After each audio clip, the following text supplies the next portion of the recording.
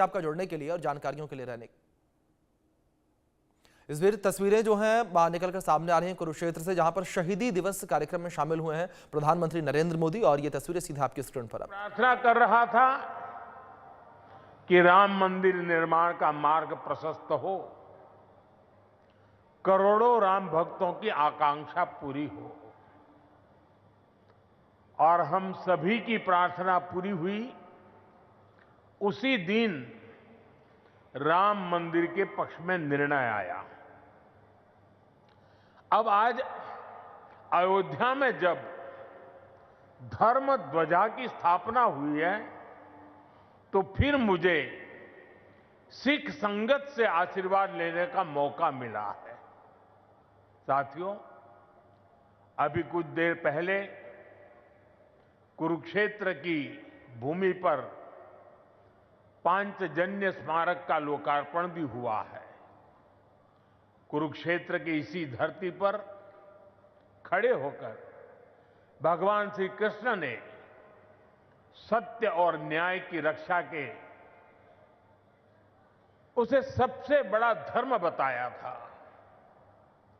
उन्होंने कहा था, स्वधर्मे निधनम श्रेय, अर्थात सत्य के मार्ग पर अपने धर्म के लिए प्राण देना भी श्रेष्ठ है।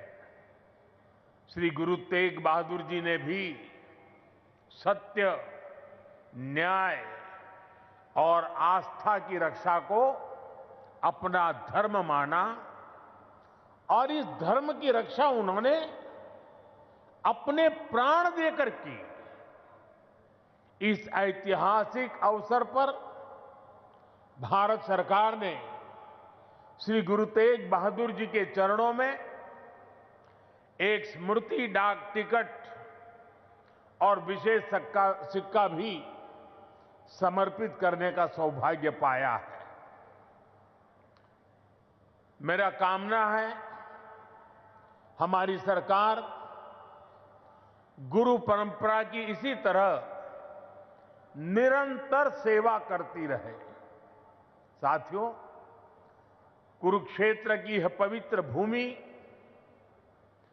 सिख परंपरा का एक महत्वपूर्ण केंद्र है। इस भूमि का सौभाग्य देखिए, सिख परंपरा के लगभग सभी गुरु अपनी पावन यात्रा के दौरान यहां आए। जब 9वीं पातशाही श्री गुरु तेग बहादुर जी इस पवित्र भूमि पर पधारे, तो उन्होंने यहां अपने गहन तप और निर्भीक साहस की छाप छोड़ी थी। साथियों, श्री गुरु तेग बहादुर जी जैसे व्यक्तित्व इतिहास में विरले ही होते हैं। उनका जीवन, उनका त्याग, उनका चरित्र बहुत बड़ी प्रेरणा है।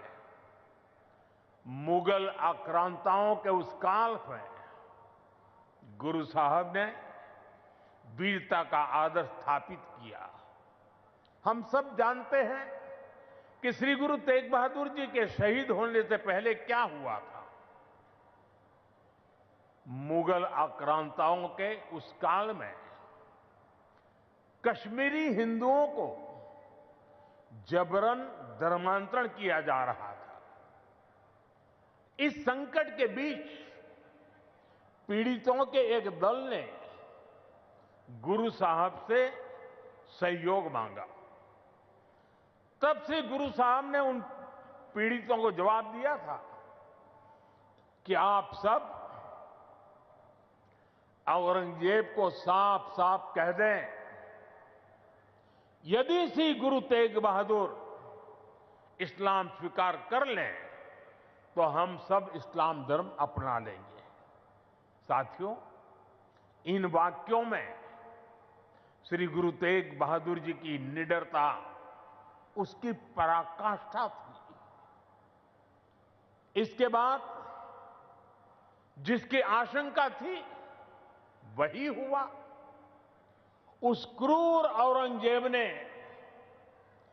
गुरु साहिब को बंदी बनाने का आदेश दिया, लेकिन गुरु साहब ने खुद दिल्ली जाने की घोषणा कर दी। मुगल शासकों ने उन्हें प्रलोभन भी दिए, लेकिन श्री गुरु तेग बहादुर अड़िग रहे।